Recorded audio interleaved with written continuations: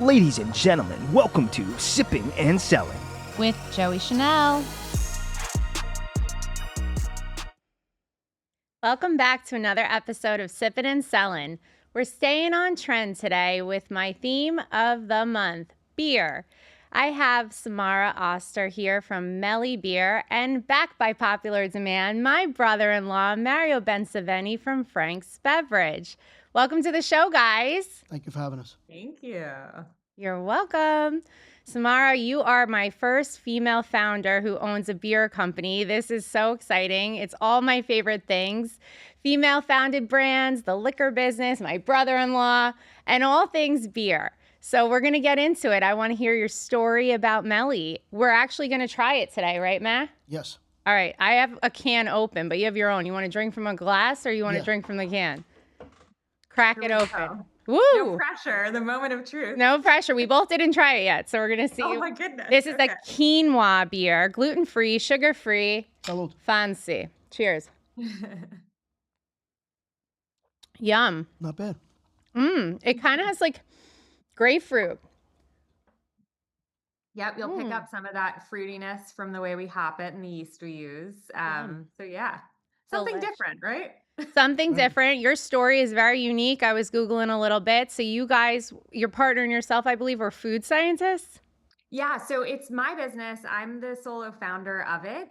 But I basically went to Peru many years ago, was on a trip with my family and wasn't much of a beer drinker, honestly, but went into a restaurant and saw this thing called quinoa beer on the menu. And I'm a bit of a health nut. I like quinoa.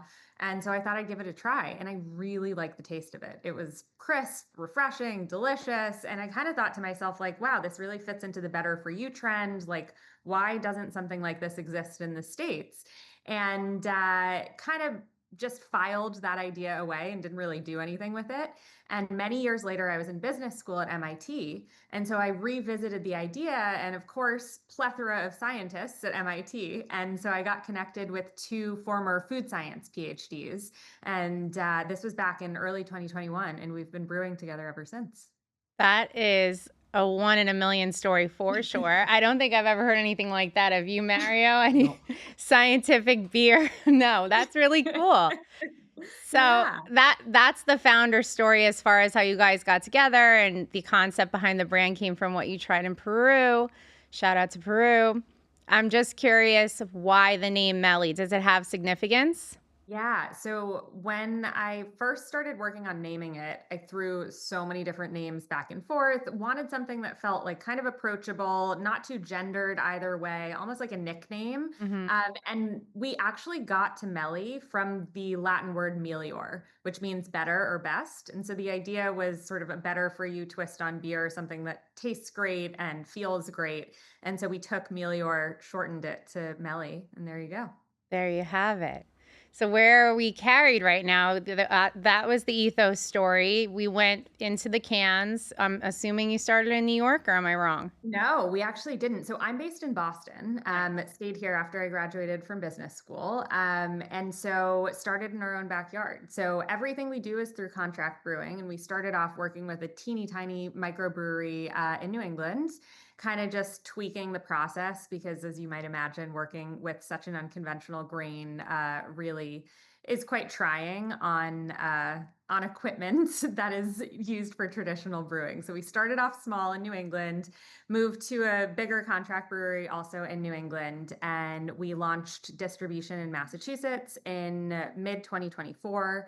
It was a very soft launch, slow, just getting feedback from the market, trying to improve our operations and really refine the process of brewing it. And learning for me, like I was new to the alcohol industry. So learning all about distribution, all about sales, chains, on-prem, off-prem, like everything was new to me. But we are now in a super exciting place. We're carried in tons of spots across the state, including Whole Foods and Trader Joe's, and have some other exciting both on-prem and off-prem chains in the works. We opened our second state, which was Vermont. And we opened that at the tail end of last year. So still really early days. We have a couple more states in New England that are going to be live in the next month or two. and some exciting growth plans from there. So we're just getting started. For real, you're just getting started, and you're right Yeah. in Mario's best friend's backyard. Also, he has a very good friend that he always references that worked for Boston Beer. You're gonna have to get There him you some samples to try. Yes, Brian Lynch. Shout Boston. out, go. Brian. Awesome. That's the man. So Vermont is the next state. What is on the horizon? Whole Foods is not a small chain to be in, and Nope. usually they don't authorize you in just like a small market like Mass. What was that conversation like? We got really lucky. I got involved in Brewbound's Pitch Slam in the end of 2024. The world is just moving very quickly for me these days. And so got connected through that to one of their national buyers, and he was super interested in it. And so we got the authorization pretty soon thereafter for Massachusetts. Got to kind of test the brand out here, do some tastings, just see how it performed. And then we just got some mandates for a couple of states. So we're super excited and getting ready to do the resets in the spring. Amazing. Yeah. Who are you distributed with in Mass? We're working with Martinetti, and they've been awesome. It was a pretty unconventional move, actually. When we first went out looking for distributors, we were looking for beer distributors. And it was just a proposition that was kind of a difficult sell. It's something that was so new and different in the market. We had a lot of pushback like, oh, is this too niche? Our price point was very premium at the beginning. We've been able to get that down with changes to our operations and with scale. But it just wasn't landing the way I had hoped it would with beer distributors. I also was really dedicated to a huge on-premise push at the beginning to really try to use the menu and presence at really reputable restaurants to kind of help spread the word about a brand that didn't have a ton of budget to go do the kind of marketing that the big guys can do to stand out on the shelf. And Martinetti wound up being a great fit for us. So even though they're really more of a wine and spirits house, they have taken us under their wing as one of their only beers, and really helped to grow the brand. Nice.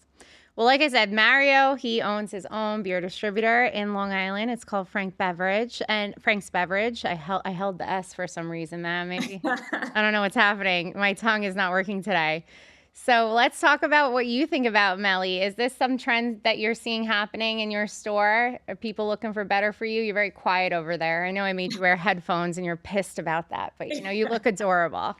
I think it's the time for it because with all that that hemp infused beer and all that stuff that's coming out right now, I think it's a good time for it. Is Boston a state that has liquor and wine and beer together, or is it like New York where it's separated? In terms of distribution, No. or Like if you go into a supermarket, can they sell wine and beer together in Boston? yeah, yes. So it's usually wine and beer licenses, and then spirit is the one that tends to be more restrictive. So if you come into New York, beer is sold separately from wine and liquor. Gotcha. You're gonna have to find a beer house, a distributor to sell it It to a is. beer house. It's been fascinating for me to learn this industry. I mean, it's so complex. And then as I'm dealing with regulatory state by state, it gets even more complex. So it's a learning curve for sure. Like I value your expertise because every day I'm like, oh, I didn't know that. Like, how was I supposed to know that? And you're gonna hear this the further you go on. New York is like no other state. Like what goes on in the rest of the world, New York is just so different. It's weird.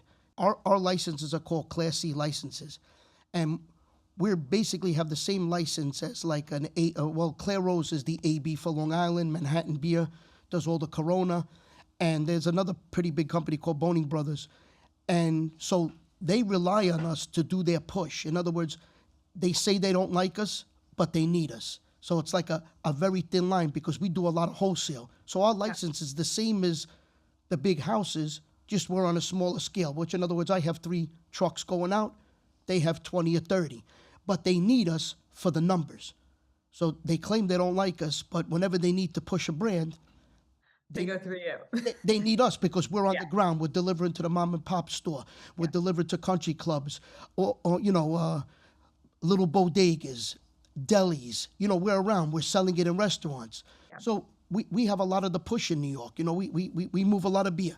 us Yep. Class C licenses, and they're all over, and they're kind of protected for now. It's in jeopardy right now. There's something going on in Washington right now. They're trying to make them that they can open up everywhere where our licenses are really protected, but that's for another discussion. But New York is good. New York is good. Yeah, it's been definitely a market that at the beginning I thought it was going to be one of the first places we went into, and Oh. just realizing that I think it would be really well suited as far as the customer we're targeting, but because it's so independent driven and so big and so complex, we have been trying to focus on just finding white space in markets that are less saturated. The places that aren't the obvious choice to launch your brand new, super unique, different beer, better for you brand. And it's been interesting because I think the market, especially post-COVID, as everyone's moved and the people who used to be like New York City people have now spread out to the burbs and to other states. We're finding those white space opportunities in other states, but we'll get there. We'll get there. I'm determined. I love New York. Hilarious. Listen, if you can't make it there, you can't make it anywhere, right? That's what they say. All right, Samara. So tell us about your partners. Are they the same people that you met at school? Are you guys all in business, equal partners? What's the story there? Yeah, so it's truly my business. So from a cap table standpoint, it's mostly me sitting on there on my own. But the two food scientists that I started this thing with are very much a weekly part of the business. So they're still heavily involved in R&D. I have a weekly call with them. They are both food science PhDs who went through a now defunct program. It used to be a program at MIT. And so they went through it many decades ago and are incredibly established in their own right in their careers. One actually was retired when I met him and convinced him to start brewing a little bit on the side, just some home brewing with me to kick this project off back in 2021. So he does a lot of our like early R&D out of his home. And that's where we really learned to work with quinoa and kind of test out the recipes.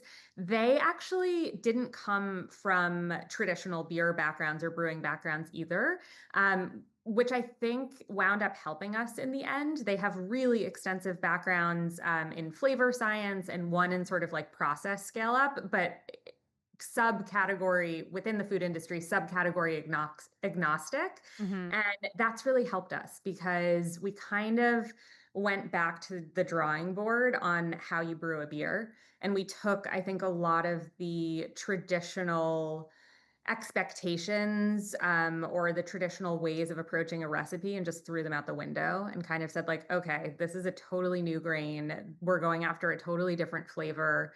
It's something that hasn't been done before in the States. Like how do we even start?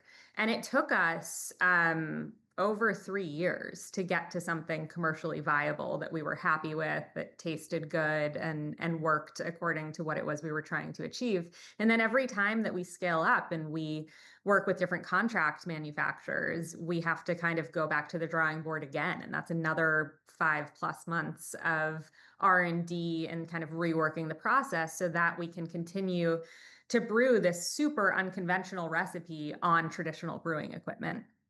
So they're super cool guys. They've become great friends of mine. And it's a joy to have them in the process and in the business because they have taught me most of what I know about beer and about brewing. So they're basically advisors to the business and lead our R&D. Nice.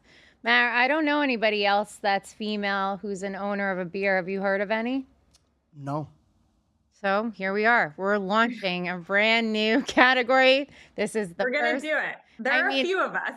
I'm sure there are, and I'm sure you know, but we're not promoting them, Samara. We're promoting you and Meli, so we really don't care. But I was curious if Mario have ever heard of anybody before. He's very quiet over here. You know, he got locked in an elevator yesterday. I think we need to talk about that. Maybe you need a little Joey therapy session to feel better.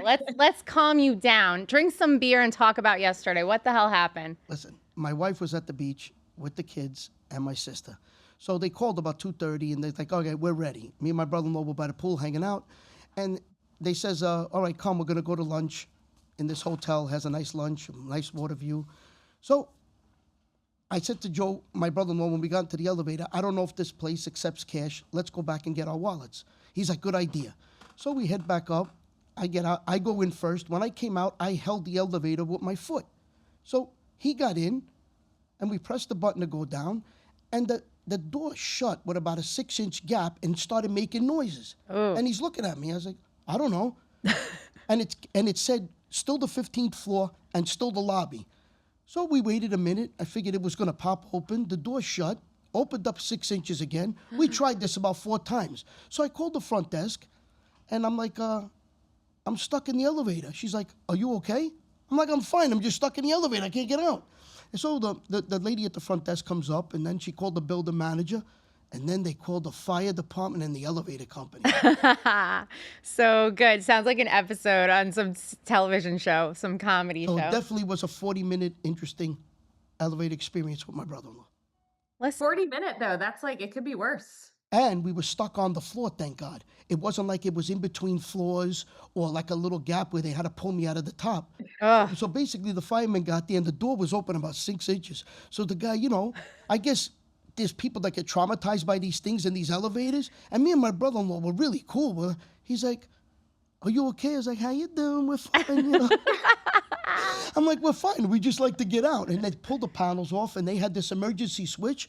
And they jarred the door open and we were out. So it wasn't that bad. I got to be honest with you. All right. Well, listen, I'm glad you're okay. Sounds like the Tower of Terror was averted, but also makes for a great story. And like I said, you seem a little quiet. I think you're a little bit more tarnished from that scenario than you think. My kids are terrified of elevators. My younger one hates it. He just always wants to take the stairs. So don't tell him that story. Well, the best is my friend Paulie, about a month ago, I'm here. He's from Boca, and he's a builder.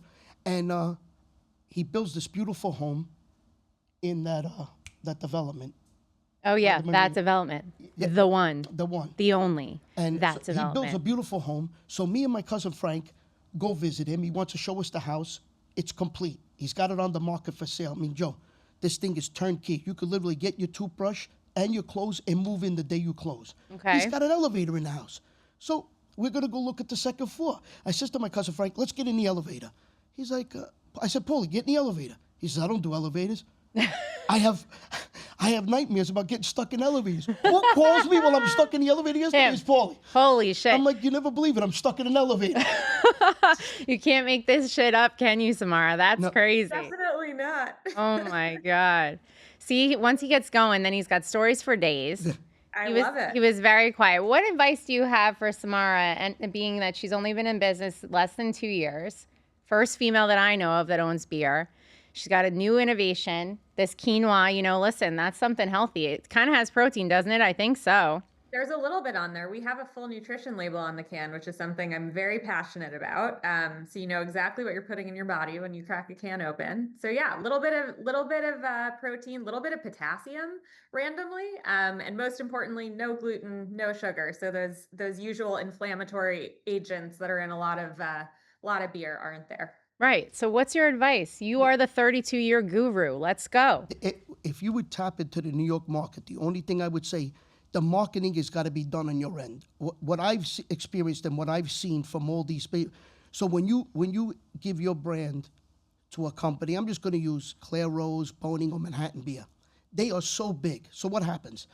They'll make a push like the first week, and they're going to try to sell your brand, but they got a portfolio with hundreds of items, and it gets lost. I would just take your time and really find some of the smaller houses that do more craft beer, more microbrew beers to team up with. It'll give you a better run for your money, and the marketing has got to come from your end. I've seen after 32 years, brands just get lost, whether they were good or bad, but you really can't blame them. I mean, they're probably going to get pissed at me for saying this, but they just get lost in their portfolio, and it happens. There's so many beers. There's probably a new beer a week or every 2 weeks or something new. And if you don't find the right house to your brand, I just seen a lot of them drowned from that happening. Yep. Not that other states are not going to do good with it, but New York is just a tough market, only because it's separated from liquor and wine and beer, Yeah. No, it's great advice. I think we've learned that probably in a smaller way in smaller markets. And I remember even starting out and trying to decide, who do we pitch this to, and who's going to be interested in a product like this and a brand like this? And this was always the debate. And it was the debate that I had with everyone who was an expert in the industry, all of my advisors, founders. Like, do you go with the bigger house that has more distribution points and hope that you can put in the elbow grease to grow yourself to the point where you can actually utilize their distribution? Or do you go into those smaller houses where they can really sell the brand and take the time to get to know the brand and feel passionate about it, and grow you in a grassroots way? We've tried it differently in different states too, and I think that's going to be interesting to see how that pans out over time. But this is good words of wisdom for New York. I'm going to keep those in mind. And there's these 2 or 3 companies that my nephew's been dealing with. So I have my nephew, one of my sister's kids, that really gave me his heart, and he really took over the ordering in my store. And there's a couple of new distributors that are selling this THC and these hemp-infused beverages. You might want to be with somebody like that because they're so small right now. And if we speak and you ever need me, you could call. I could get you the names of these places. I just feel when it's more small and selective, you're going to get a better run. When you're giving it to a big house, after that salesman goes around with the rep, especially when it comes the dog days of summer, even the owners like me, do you really want to sit there and start talking about new brands? You're just so busy. It's 90 degrees, and we only catch a 4-month span of rocking and rolling in the summer, and then it dies for us. So the only advice I would give to you when you tap into New York is really do your due diligence on finding a distributor that's going to cater to your needs. That's really going to help you move your brand, and the marketing on your end is going to be a big part. Yeah. That bleeds into all markets, though, to be honest, because like for Florida, for example, a lot of brands, including one of my own that we own, are with a smaller house. And those smaller houses may be fine for me, but a lot of the retailers or restaurants don't want to order from them because maybe one brand is carried there, right? So that's also something that's risky when you go into bigger markets. And I'm talking about smaller importers, and so it's hard. And it's hard not to get lost. But good thing is you're the female founder of a beer that I've never heard before. So I'm going to share that around with my network. And it's quinoa, which is cool, Mario, something different. And you're in Whole Foods and Trader Joe's. Like, you're already winning. It's so hard to get authorized in those chains. And you guys already have mandates coming for other markets. I mean, you're in the positive of the balancing scales, which is good. Go ahead. Sorry. Oh, I was just going to say, which is great. But anything else that you want to talk to us about, Meli, that we didn't cover? I don't think there are tons of things. I mean, the big thing for us is really we're setting out to like totally change the conversation around beer. And I think one of the things that we have had to reposition ourselves on is a lot of times there's this subcategory of beer, gluten-free beer. And there are a lot of cool brands out there that are doing great work in that space, and they're pushing out gluten-free alternatives to traditional beer styles. And one of the things that we've really been talking about from the conception of the brand has been like, how do we differentiate ourselves from that? We never really set out to just be a gluten-free beer for gluten-free drinkers. We really wanted to focus more on that better for you space and bringing in a broader audience. So yeah, I mean, that's something that's always on my mind. I'll take advice if you guys have any suggestions on that, because I think what we found in Massachusetts is the gluten-free pitch is a great entry point into the market. Like you get the retailers' ears to perk up because they're always looking for something for their gluten-free consumer. And the same with restaurants, right? It's always nice to have an offering on a menu that can be more inclusive to some of their consumers with dietary needs. But we're in this really interesting middle point where we're kind of like, okay, we've been out there enough on the East Coast, at least in the Northeast, that gluten-free consumers in this area kind of know that we exist. Now, how do we broaden and how do we break ourselves out of that shell of just being a gluten-free beer? Well, I think it's a good time for you now because I think I said it on the last podcast when we were talking about beer. The days of Budweiser, I shouldn't even use them. The days of a regular beer and the keg are over. And people ask me, why do you say that? Because there's so much variety. Who wants to have a keg of whatever at a party, it's 240 16-ounce glasses. That boat sailed. 90% of the time, they come back almost half full. So people, they like variety now. That's why I think it's such a great time for you with this THC and all these spiked seltzers. People still have a little regular beer when they're having a party, but the days of having just one brand of beer, I mean, maybe you get a young fella graduating from college or a young lady graduating and they have to see that keg of metal sitting in their backyard, but I think the boat has sailed on that. Between spiked seltzers and spiked teas and stuff like your brand and the seltzers and have a little beer, there's just so much variety right now. That's why I think it's a great time for all these beers, because people are exploring and trying different things right now. For sure, but she's asking, like, how does she break out of that label, that stigma that they're selling it as, which is just gluten-free, which I think is an interesting question. Most people wouldn't proposition that, because it is something that is important to like a Whole Foods and a Trader Joe's, because you have to go through all the different submissions to be able to get that on your can and that stamp of approval and those type of documents. However, I would lean into the female part. I'm all about us girls. Sorry, Ma. I'm all about us girls. And I think it's very special and important because most of us growing up in this industry, I mean, I'm 18 years in, only girls I ever met were selling wine. They were not selling spirits, and they sure shit were not selling beer. So I would lean into that. I think it's something special. It's something unique. I think that's your story. I think that's your founder ethos. And then obviously adding in the quinoa is always cool. Do people want to put you in a box? Yeah. But you need to teach them why they shouldn't and why you're not a blanket brand, and that you can float around in all different types of shelf space, not just gluten-free. That's a bonus. And I think that nobody's going to be able to explain that but you. So you need to put yourself in the front and be like the face of the brand and want to be added in that variety that Mario's talking about when they do place an order. That's my advice. And I think the marketing her end is going to be the biggest, because even when those people get it, they're going to know already what it is. That's why I said I think it's such a good time right now, because there's so many different things going on and everybody's experimented. So this is the time. And if the marketing is right, I think you'll have a home run. Definitely. Yeah.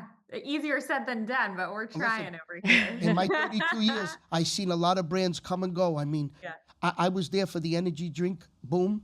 Yep. And I told this to my sister-in-law last time. There's only 2 or 3 survivors, Monster, Red Bull. There were 60, 70. There was a salesman a day coming in. So it's like, and remember, 32 years, I seen brands like, marquee brands like Michelob. Michelob was a monster when I bought my place still. They don't even make regular Michelob anymore. So I think it's a good time. There's a lot happening and a lot of changes going on. And it's all going to come from your marketing team, how they're going to put it out there, What do you want your brand to be recognized as? Yeah. Yeah, 1,000%. it's been something that's been a big part of the discussion for us from day one, because I come from a luxury retail background, working in like fashion brands, beauty brands, and my initial advisors in the marketing space, I intentionally brought on a group, kind of like my R&D guys. I intentionally brought on a group that didn't come from alcohol, which was like a very cool thing to do in the early founding days of the business, because we weren't confined by any of the like typical sort of, well, you need to do this, or well, you need to say that, or well, you've got to focus on this channel or that channel. And at the beginning, as we were building the brand and the story and kind of thinking about like, what do we look like and how do we behave, it was great for that. I have a group of advisors, some of whom are photographers, some of whom come from like interior design backgrounds, luxury marketing. And so it's been really fun to build the brand and the world of the brand with them. And then as we started to grow, as we brought on a distributor and we started to say like, well, you know what, we need POS, and like we actually need boots on the ground, and we need the stuff that every brand in this space would need. Then we brought in a couple of advisors from the alcohol industry and contractors from the alcohol industry. And so now we're in this really fun place of kind of merging the two together, saying like, okay, there are some tactical things that we just need because we're in this industry, but how do we do it in a kind of unconventional way that feels really authentic to us? Yeah, you can tell in your packaging. It's not a standard type of beer can, for sure. You can see that there's luxury nods, like the gold and all of that. Well, Samara Oster from Meli Beer was here with my brother-in-law, Mario Bencivenni from Frank's Beverage, talking all things quinoa beer, gluten-free, no sugar, deliciousness, tastes like, I say it's a nice grapefruit nod to me in a glass. Cheers. It was delicious. Thank you, Samara, for being here on Sippin' and Selling. And we'll for see you guys. having Yeah, of us. course. And guys, check out Meli. What's your Instagram? It's at Drink Meli, and the website is drinkmeli.com. And we do have e-com. It ships to most states. So if anyone wants to try it and they're not in New England, definitely go check it out. And if you ever need anything in New York, Frank's Beverage, I'm your guy. I'm going to give you a call. I got a lot of connections and a lot of friends that can open doors and guys that are much smarter than me. Well, I appreciate all of the guidance already. It's always great to speak to people who are so generous with their expertise. No worries. Nice meeting you too. So nice meeting you, Samara. Take care. Thanks again. Bye. See you next time, guys. Bye. Ladies and gentlemen, welcome to Sipping and Selling. With Joey Chanel.